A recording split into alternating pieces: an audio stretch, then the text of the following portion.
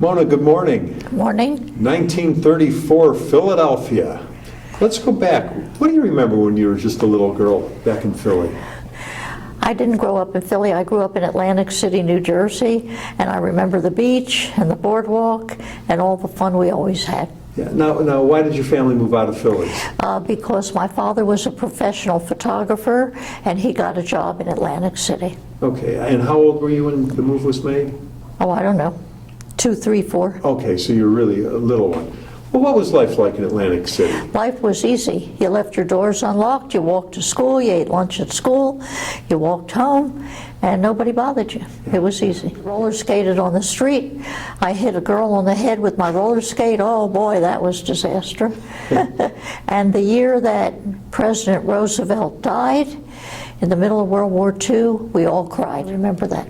Yeah. Tell me about your parents. My parents were divorced when I was 9 years old, and I learned to cope. Yeah. And, were you with your mom or with my mom? Yeah. And did you get to see your dad though too? No. He became estranged. Do you remember your grandparents at all? My grandmother helped raise me. Mm-hmm. On your mom's side? On my mom's side. Tell me about your grandparents on your mom's side. My grandmother was a very strong woman. She immigrated from Russia when she was pregnant with her first child. Wow. And she raised a family of 7 children.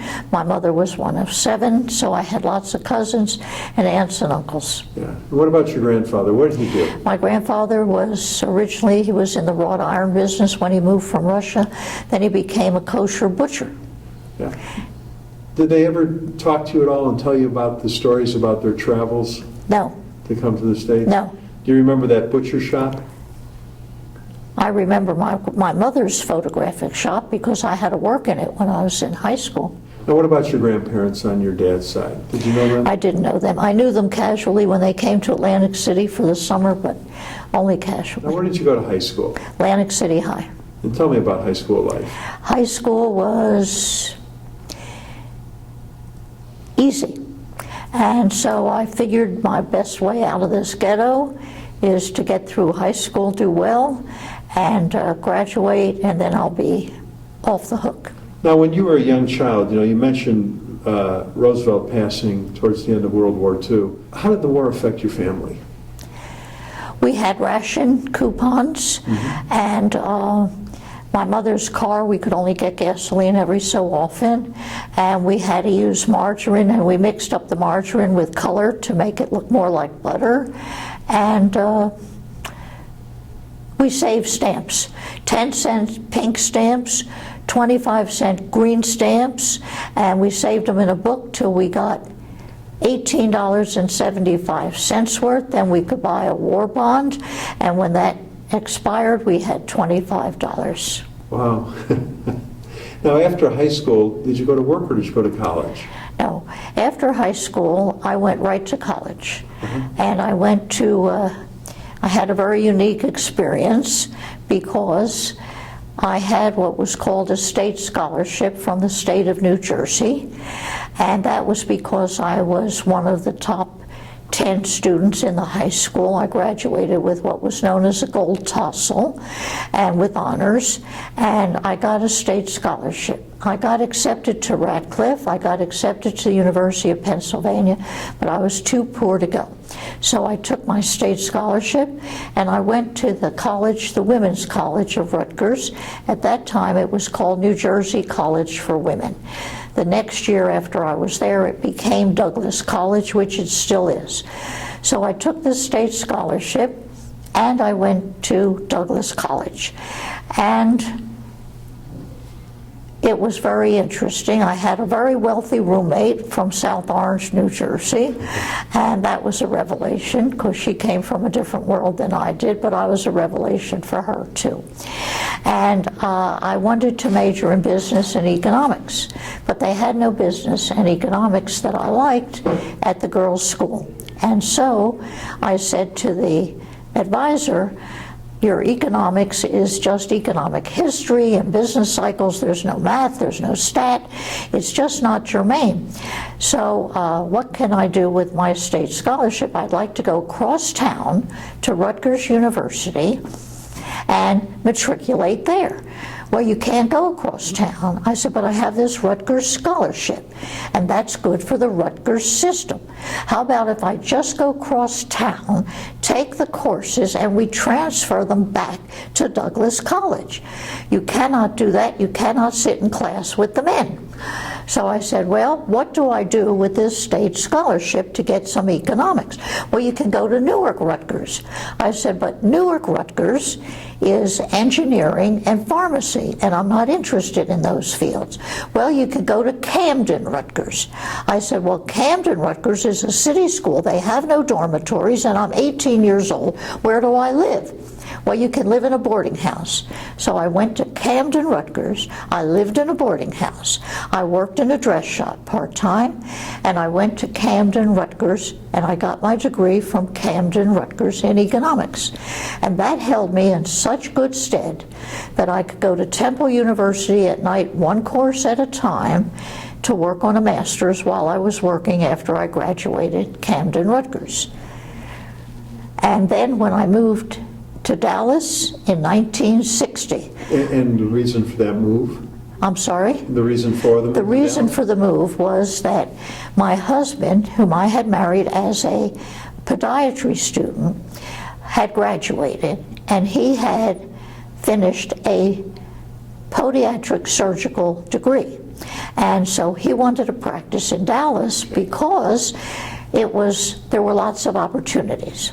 Okay, so I had a decision to make. At that time, I was working for Coopers & Lybrand in their computer business, in their consulting for computers, because my first job out of college, I was offered a job by Sun Oil Company because I was an economics major, by a bank, by an insurance company, by IBM, and by Remington Rand Univac. Computers were just coming in. Well, IBM offered me $325 a month, and Remington Rand Univac offered me $350 a month. So I took Remington Rand Univac, and I was so fortunate to work for Dr. Grace Hopper. She was a brilliant mathematician that Remington Rand had recruited back out of the Navy to work on their programming systems. And I programmed for the UNIVAC 1 in machine language. To this day, my original programming book is in the archives at SMU. So what happened was, I got bored working for Remington Rand Univac after a year or two.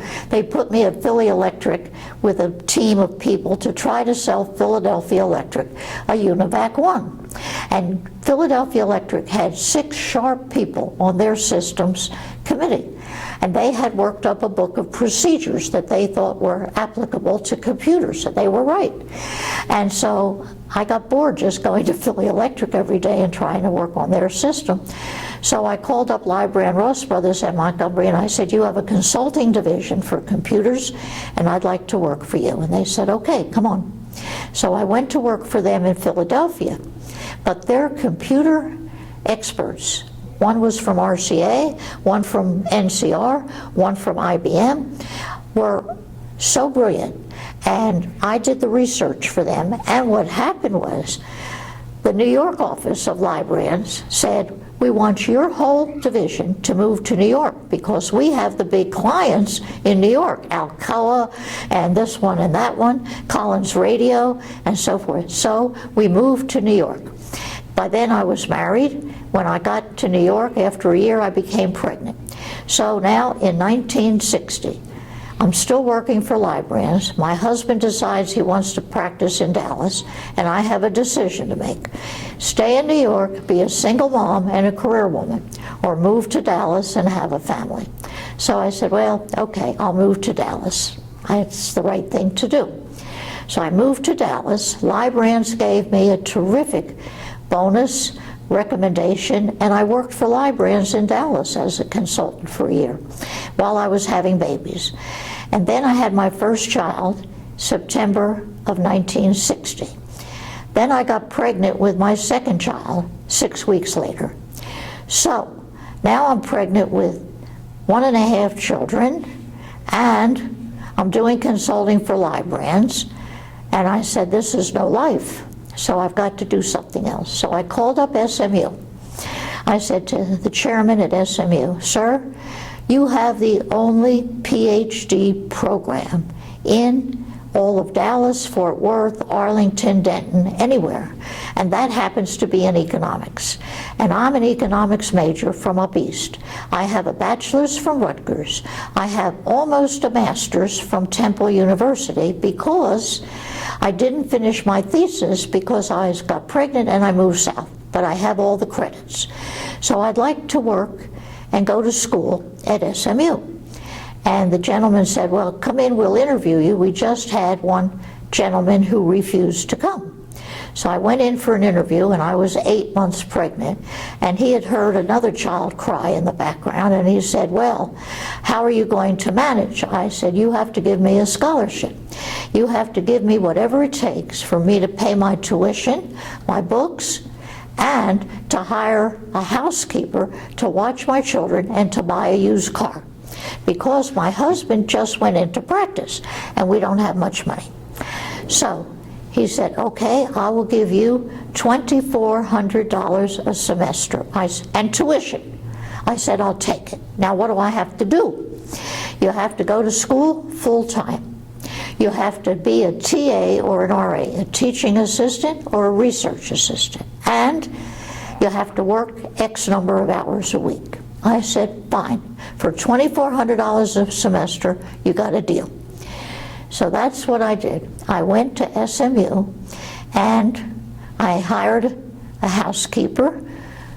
I had my Irish twins, 2 girls, and I taught full-time for them, or I did research, whichever.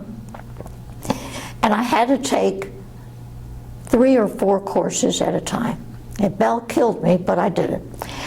And in the middle of second year, I had my 3rd child, my son. Well, that about threw me for a loop, except that fortunately, in those days, we could get induced, and I got induced between semesters, and I went back to school in the 2nd semester of 1963. And so I had 3 children in 2.5 years, all on diapers, all in bottles, 3 car seats in a car, the only station wagon on the campus, and I was the diversity on the SMU campus. Well, they didn't like my having a child in the middle of 2nd year. So one professor gave me an incomplete, another made me drop his course, and one let me stay. So that put me about a year behind. But it was okay, because my son was worth it, and I took a different course than the one I had dropped, and to this day, I have an incomplete on my transcript, which you're not allowed to have when you graduate with a PhD, because that means you didn't finalize your curriculum, your pedagogical curriculum. After this professor failed me 3 times on a re-exam, it finally dawned on me he was not going to pass me on principle. So I went to the economic history professor named Dr. John Spratt, and Dr. Spratt was famous.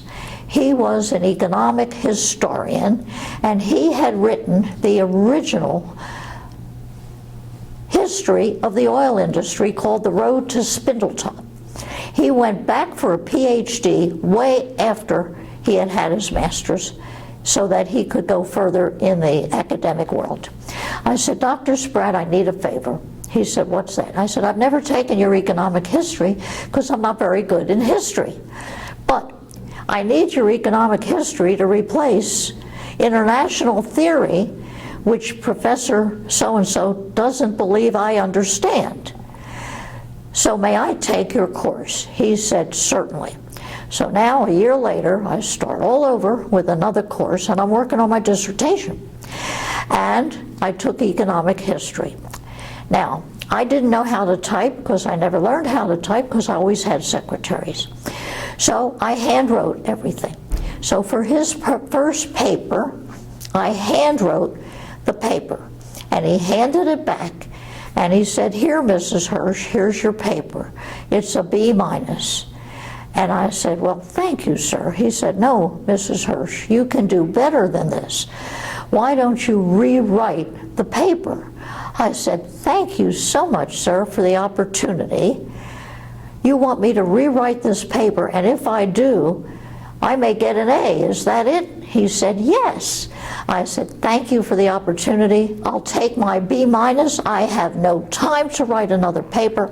I have to get on with my dissertation. I have to raise 3 children, and I have no time to rewrite this paper. I'll take my B minus." So that's how I got through. I got all B's on my transcript. Not very wonderful, but I got out, and I got the union card, the Ph.D. On the way up, I got a master's degree from SMU because on the way to a Ph.D., you fulfill the requirements for a master's degree. So I got a master's. That was in '64. In '66, the kids and I were all over the newspaper, the Times Herald, the Morning News. Second doctor in the house, Mrs. Hersh gets the 3rd degree, 3 little ones, and I was the first woman to get a Ph.D. in anything at SMU in 1966. So the kids all went to the graduation, and I got hooded. I was the 10th graduate, but the first woman. I got hooded, and the kids are yelling, "There's my mommy, there's my mommy," and everybody's laughing, and they think this is funny, and I'm waving to the kids, and the hood didn't make any difference. I was out. That's all that mattered. And Texas Woman's University had hired me the year before as an assistant professor if I got the Ph.D. by the next year. So I had to finish up and get it, and I did.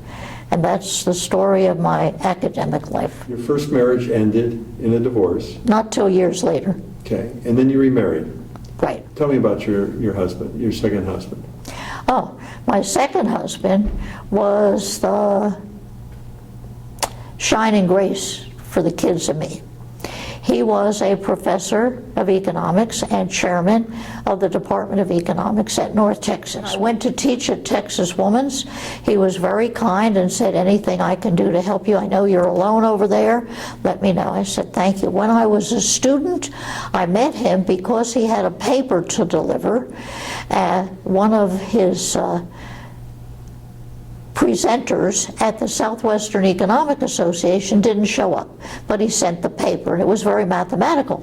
So he went to this professor of mine, who was the one who didn't pass me, and said, "I need a graduate student who can understand this mathematical paper, and I need her or him to present this paper at one of my meetings."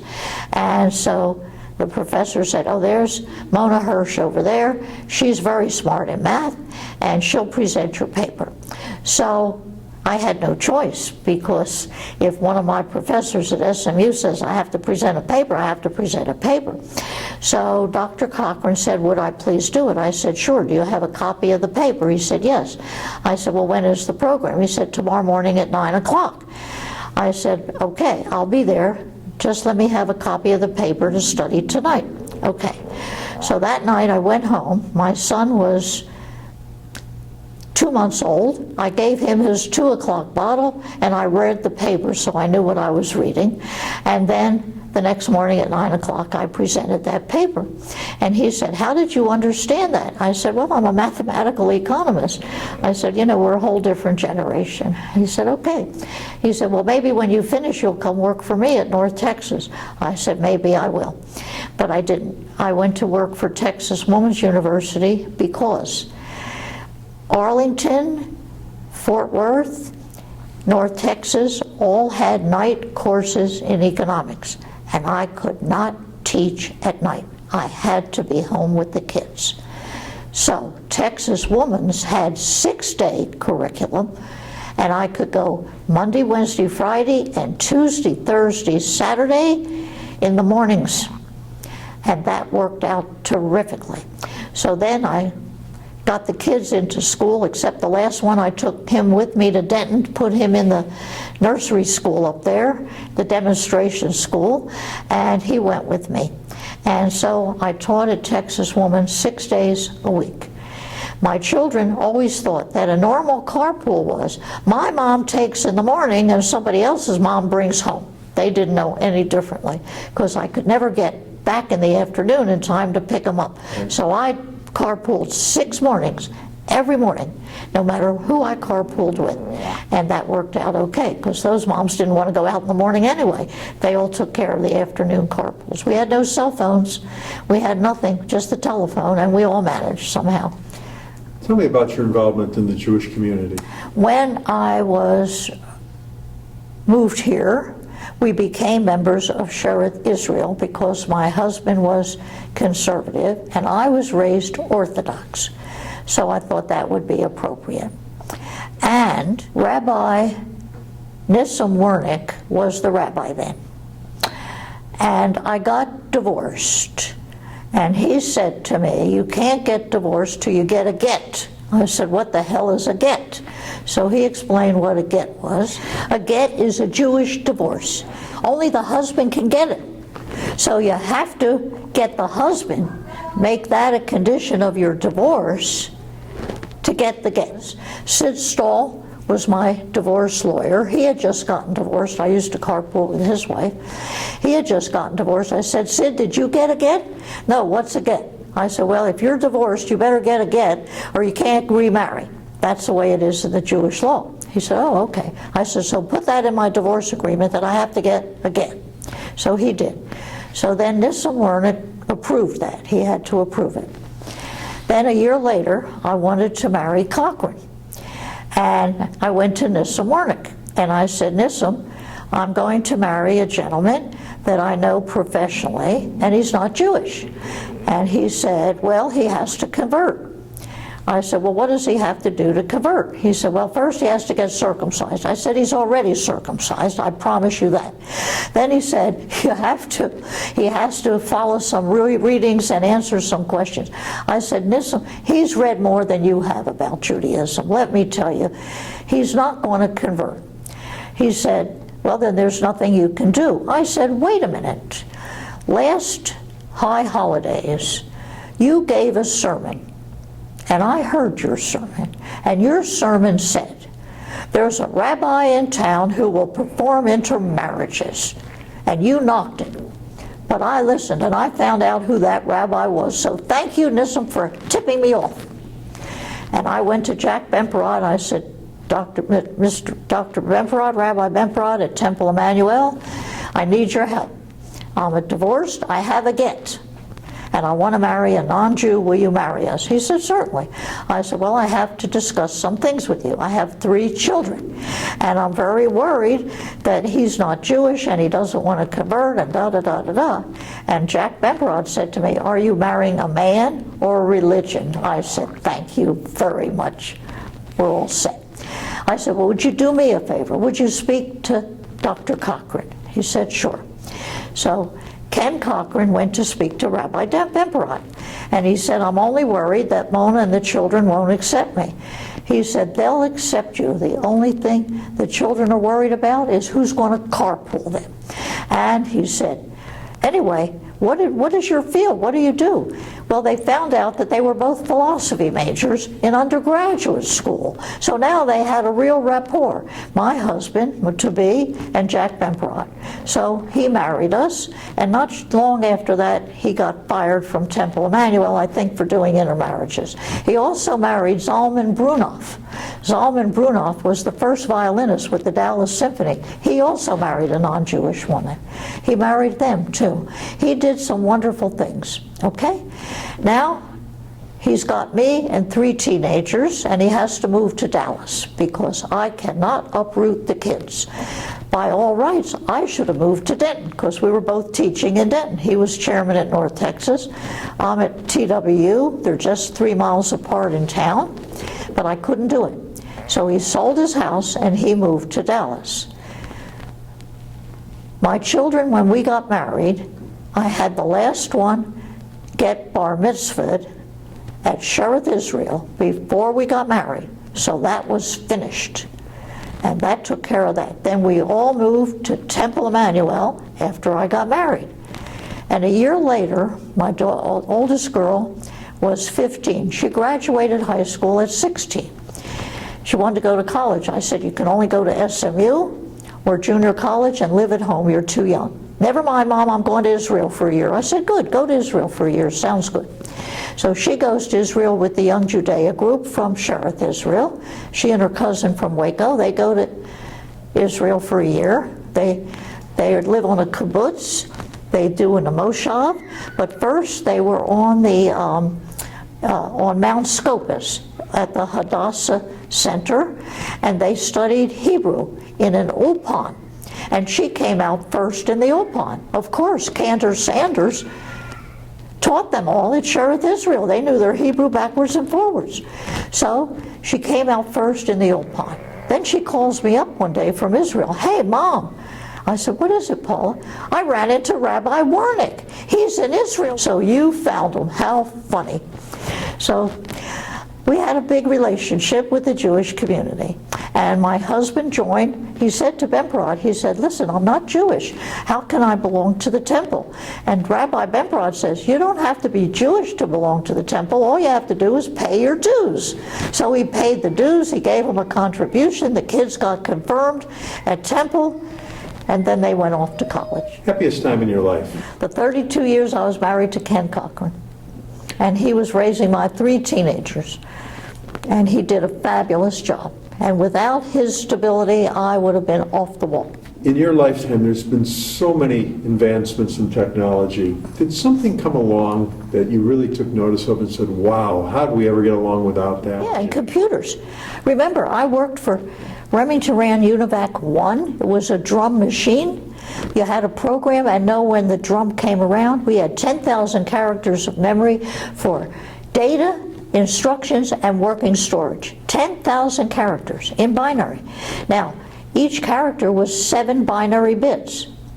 So we used the instructions for counters. We could never count more than 100. From 0 to 99 was 100 items. We moved 100 items in, we worked on them and moved them out. And that's how we managed. Now, there's tremendous advances in computers. I taught computers at TW for 35 years. When I first came here at SMU, Ross Perot, this was in the 60s, Ross Perot had EDS.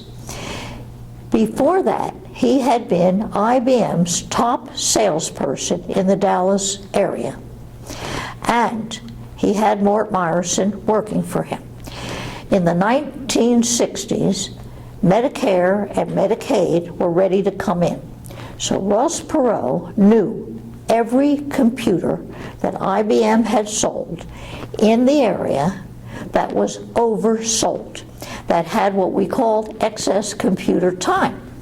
And so he set up a service bureau. Service bureau meant he would program for anybody and know where he could debug the programs because he had excess computer time available at this company, that company, and what have you.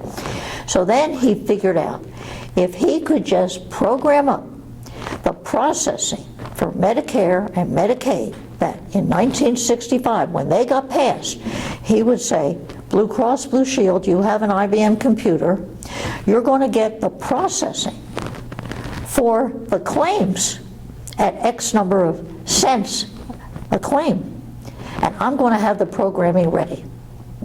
So we're going to hook up. So Blue Cross Blue Shield and EDS hooked up, and he had Mort Meyerson get those programmers working day and night. They had cots in there. Mort gave them oranges. Their human resources guy came to me at SMU and says, Mona Hersh, we know you have a background in computers. We want you to do systems work for EDS because we're going to get the contract from the government to process the Medicare Medicaid claims with Blue Cross Blue Shield.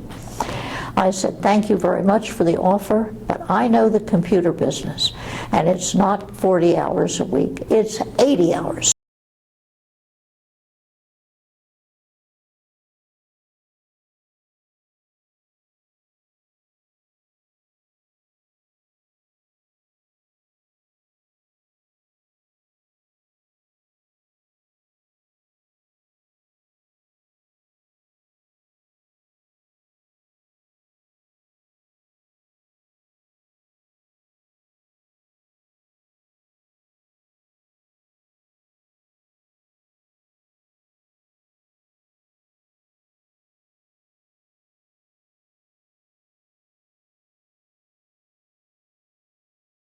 say on debugging your systems. I wish you good luck.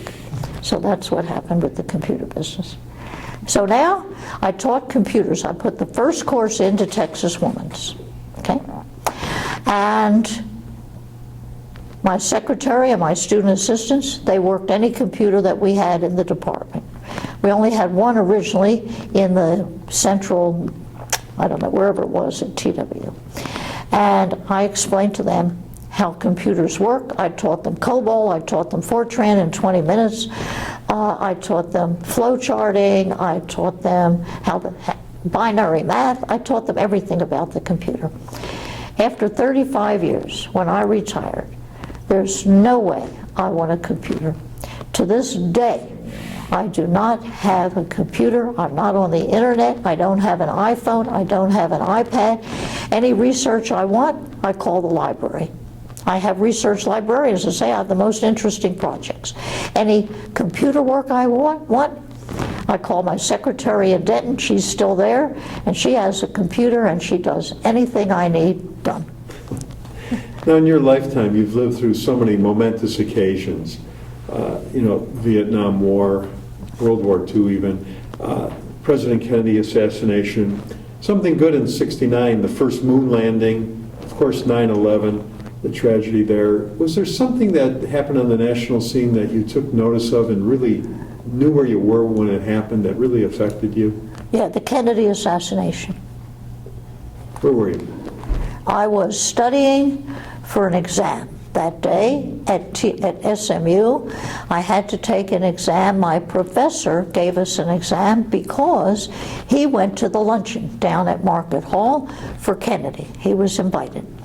So I was in my office the whole time studying, and at 2 o'clock, 5 of 2, I went to the exam, and he walked in, and I was shocked to see him because I didn't think he'd be there.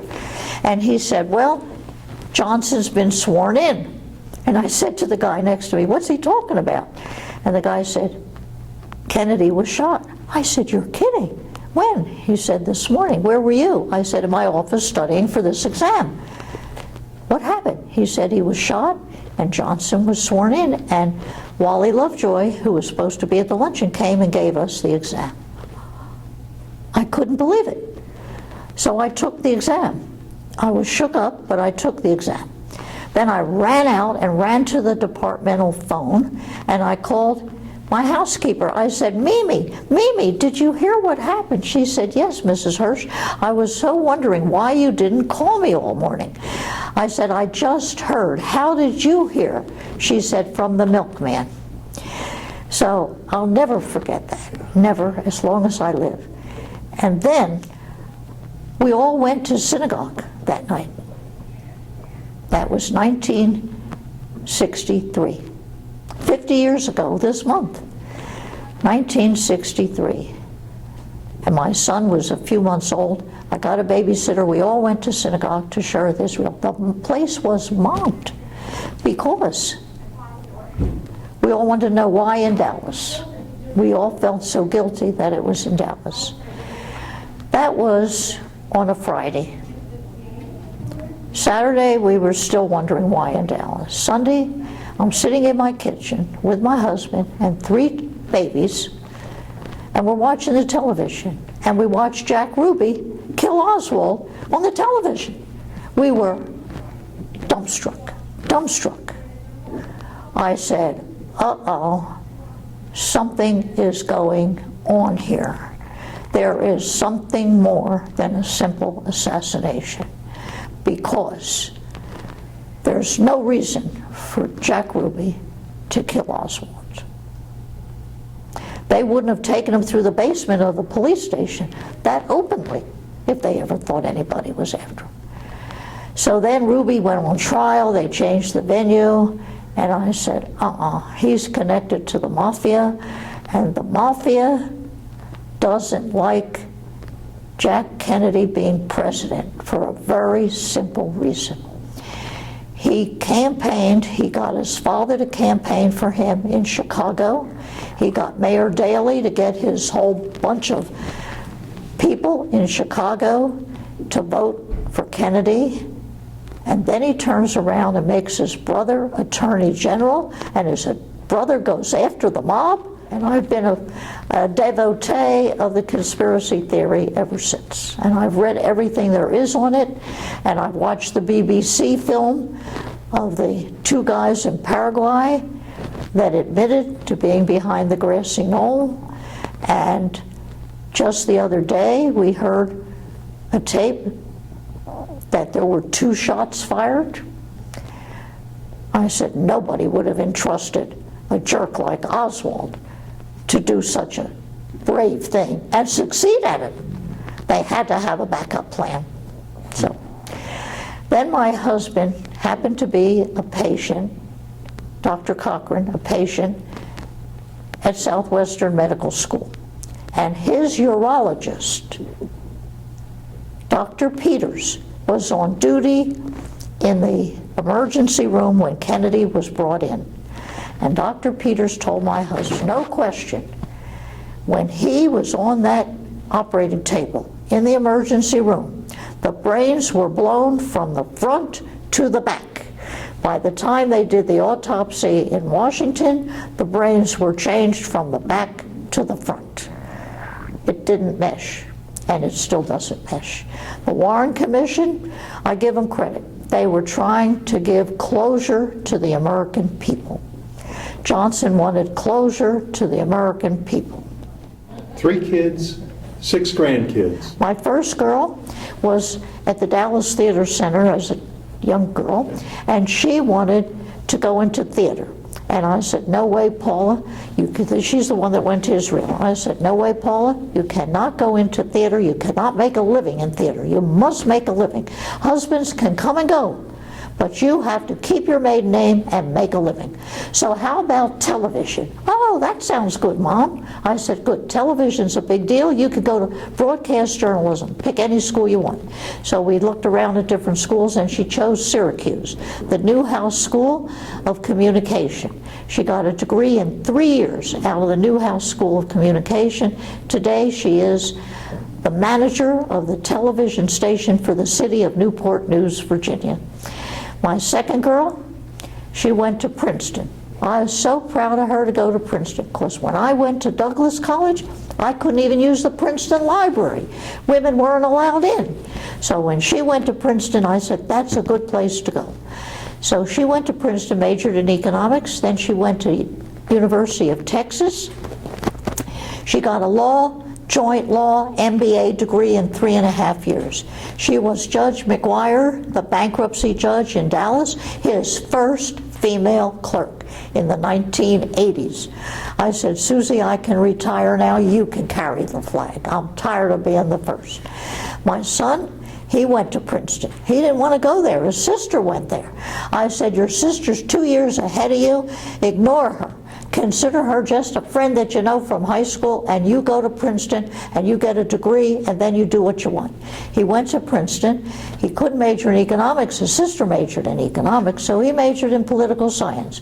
But they had no business curriculum at Princeton, so he became editor of a periodical called Business Today. That was a favorite of George Will and Malcolm Forbes, and he got to meet all those people, and he was editor of that, and he ran a summer program, and because of that he got an analyst at Morgan Stanley for 2 years. He deferred Stanford Business School, then he went to Stanford Business School, and he graduated there with honors, and now he's a merchant banker. He's the CEO and founder of Natural Gas Partners here, which buys and sells natural gas companies. And he's the one that was born in the middle of my SMU career. And my second girl is a lawyer, and she's a bankruptcy lawyer here in Dallas. That's very busy right now. So I'm very proud of those 3 children. They all love what they're doing. They have a passion for what they're doing. My grandson, the older child of my son, he went to St. Mark's. My son went to St. Mark's. Why? Because there were all women in the house. My housekeeper, me, the 2 girls. I said to my husband, this boy has to go to St. Mark's. He needs a male influence. The first day he came home from school, he said, "Mommy, there's no shower curtains on the showers." Then I knew I had done the right thing. So he went to St. Mark's for 12 years. He is the past chairman of the Board of Trustees of St. Mark's. He's been very philanthropic to St. Mark's. His son went to St. Mark's for 12 years. He was also editor of the newspaper. But my grandson just this year graduated St. Mark's, and he was #1 in the state for the whole state of Texas journalism, high school students, and #3 in the country. So we were very proud of him. He's at Northwestern now studying journalism. He didn't want to go to Princeton. My granddaughter, she's 2 years behind him. She's at the Episcopal School of Dallas, all-A student. She loves math and science, so hopefully she'll do some math stuff, whatever it is, and wherever she wants to go. And the other three, one girl, the oldest girl, and she's my step-granddaughter, and she's brilliant, and she got a degree from Austin College in Sherman, and she's now working at a charter school, but she hopes to go into arts management. I hope she will. I'll help her with that program at SMU if she wants to go into that.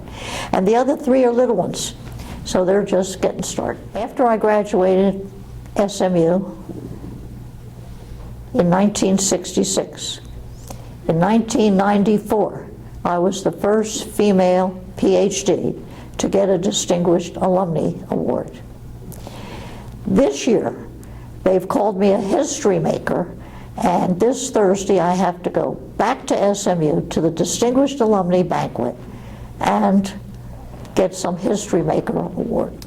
Because I had to go to school at SMU full-time to get any money.